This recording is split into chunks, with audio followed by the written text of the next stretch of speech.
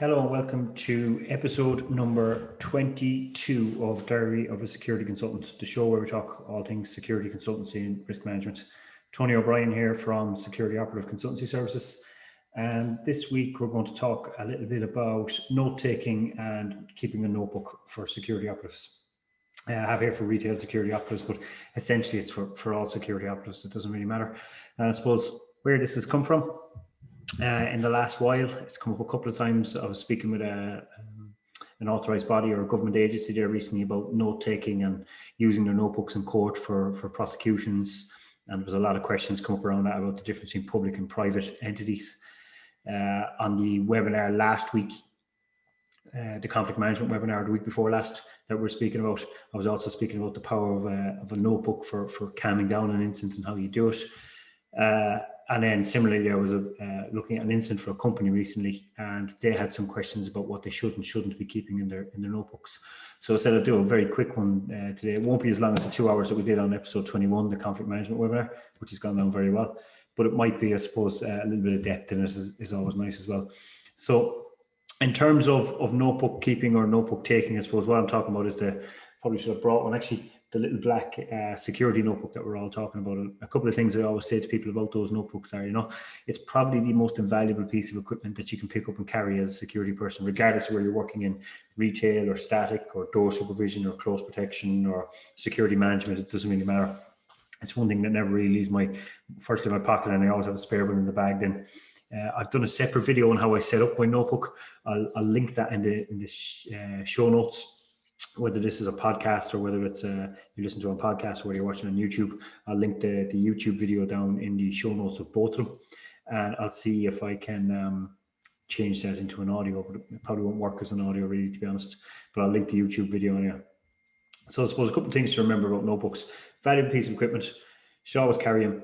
How you keep them, the structure, the order, there's a way it should be kept, but the reality is everybody's is going to be different, I suppose.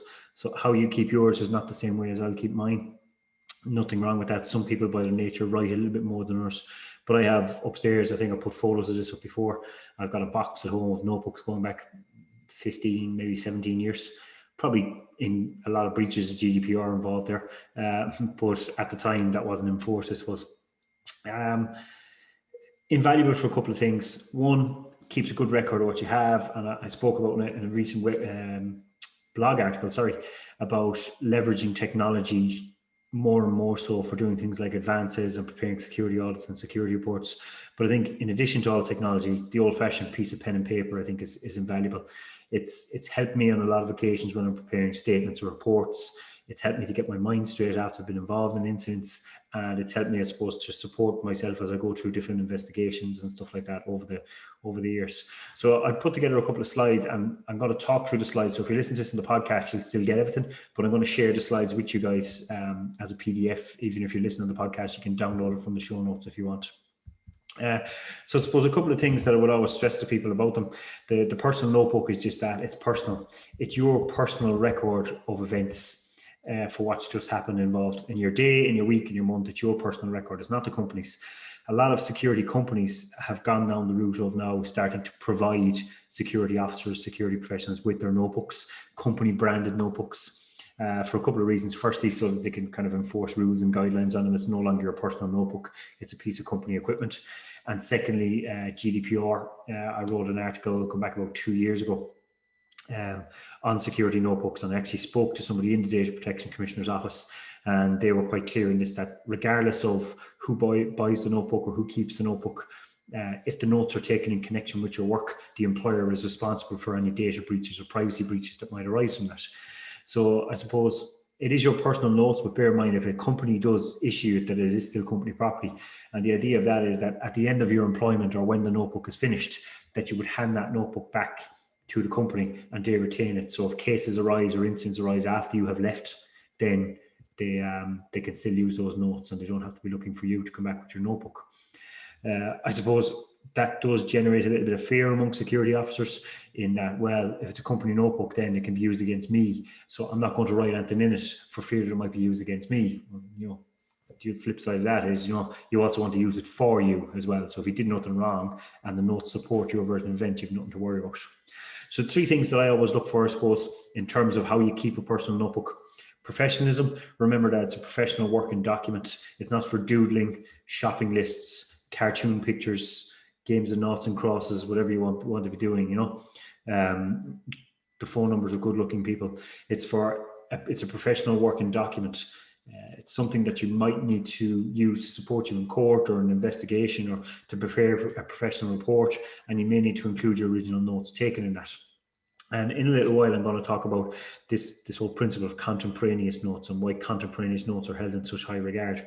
But the notes in your notebook essentially are professional contemporaneous notes. And what contemporaneous means is that they were taken at the time or within a reasonably practical period of time of the incident, or as fresh as it was.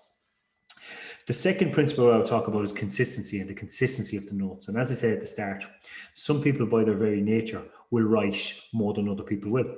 And there's nothing wrong with that. How you keep your notebook and how I keep my notebook are 2 different things. Some people will write a lot of notes about a particular incident or day, and others will write very little. There's no issue either way, as long as you consistently apply the same layout, the same format, and the same types of details that you're recording about incidents.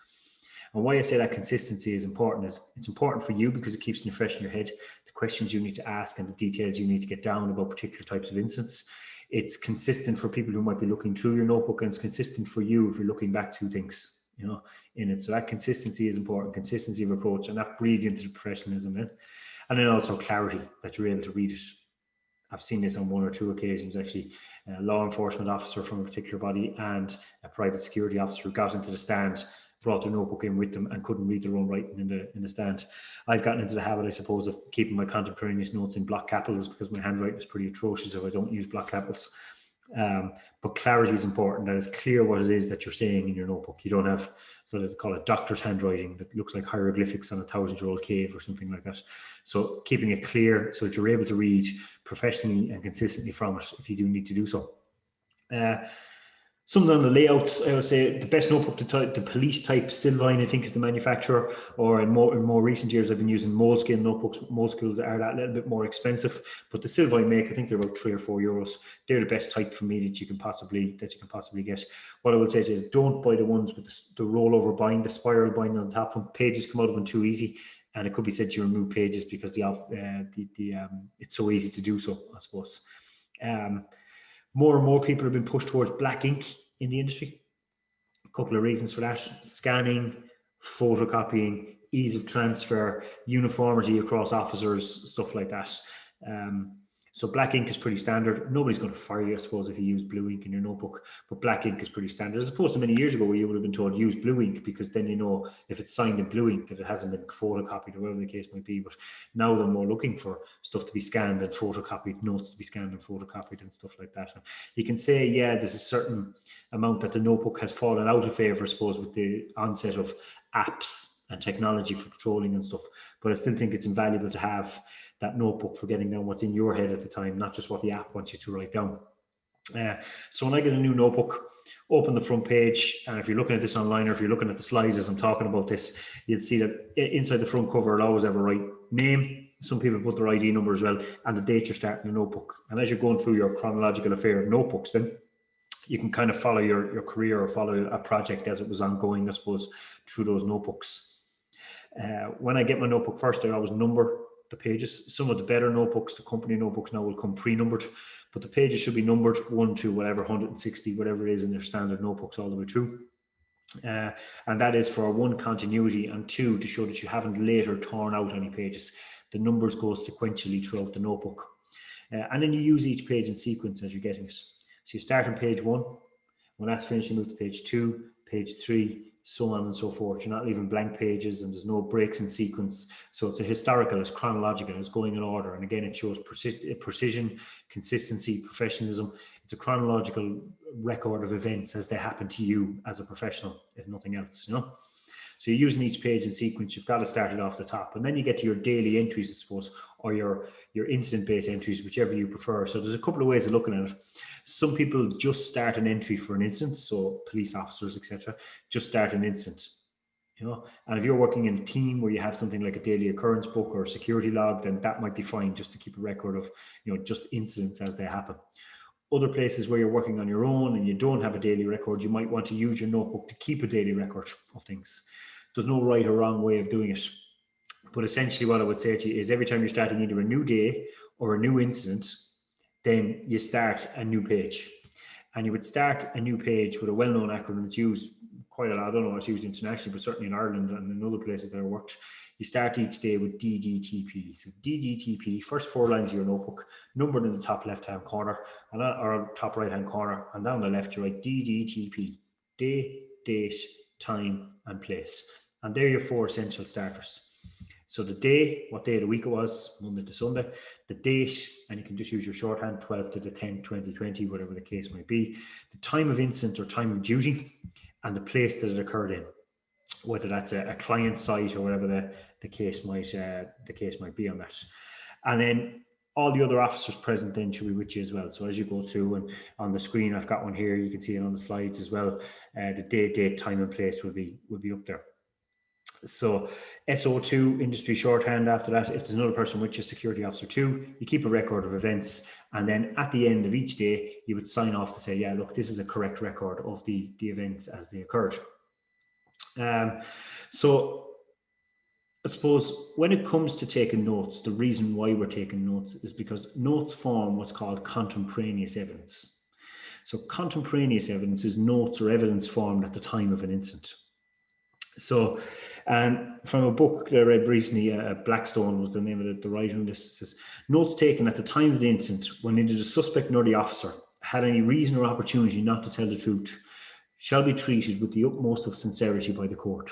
So courts do take contemporaneous notes very seriously. And the reason why they take them was because the notes were taken at a time when you had no reason to lie. So you were taking the notes as an incident was occurring or soon afterwards. You didn't know how the case was going to progress or how the incident was going to progress. So that's why contemporaneous notes are held in much higher regard than something like a statement or an incident report, which you could have doctored or made up later once you were aware something was about to go wrong. So contemporaneous is important, and it doesn't mean at the time. So if you're standing in the lashing rain outside dealing with an accident or an incident, you're not expected to have a water-soaked notebook out. But as soon as you can get to a place where it is opportune to take it out, then all the better. You know, you can take those notes.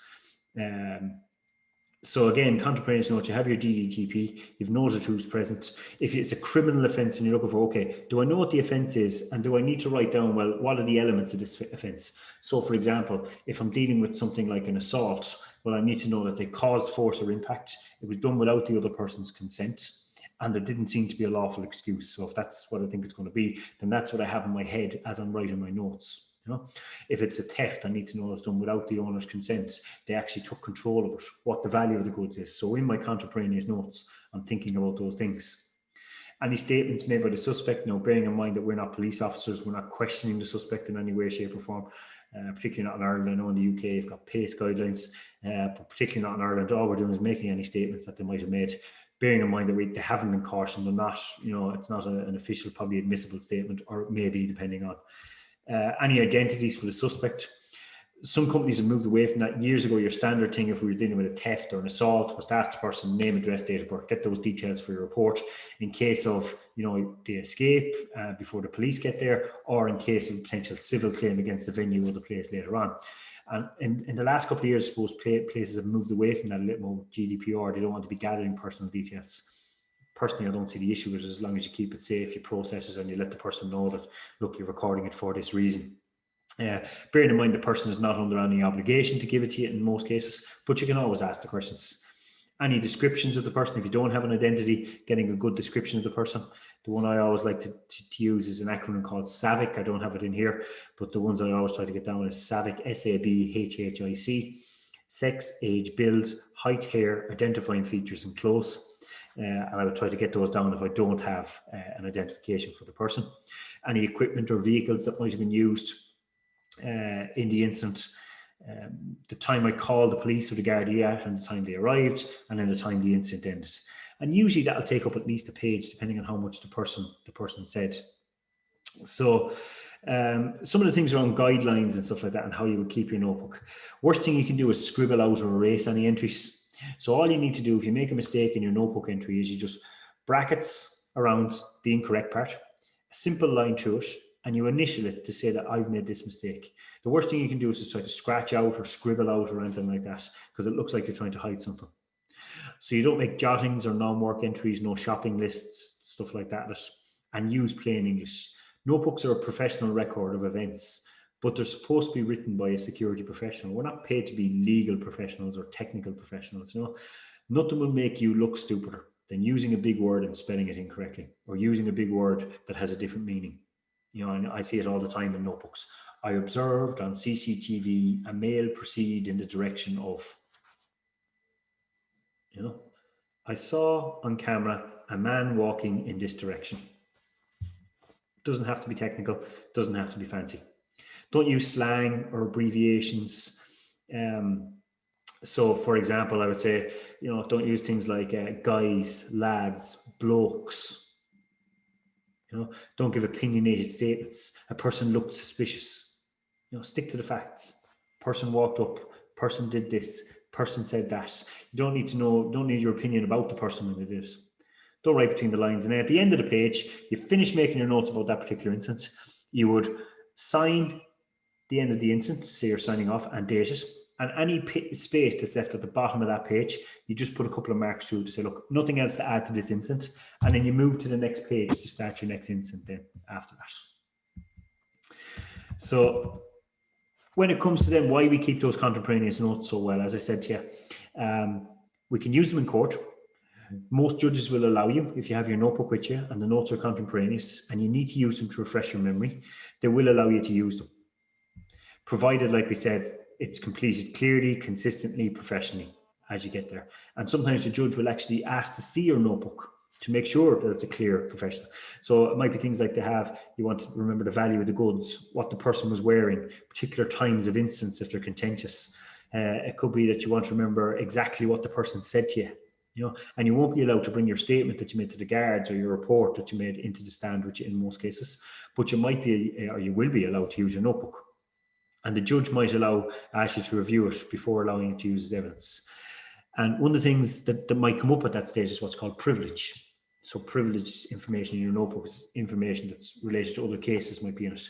So a judge might ask to see it, and the opposition side might also ask to see it. But they can only look at the notes involved in that instance, because the rest of the information in that notebook is privileged.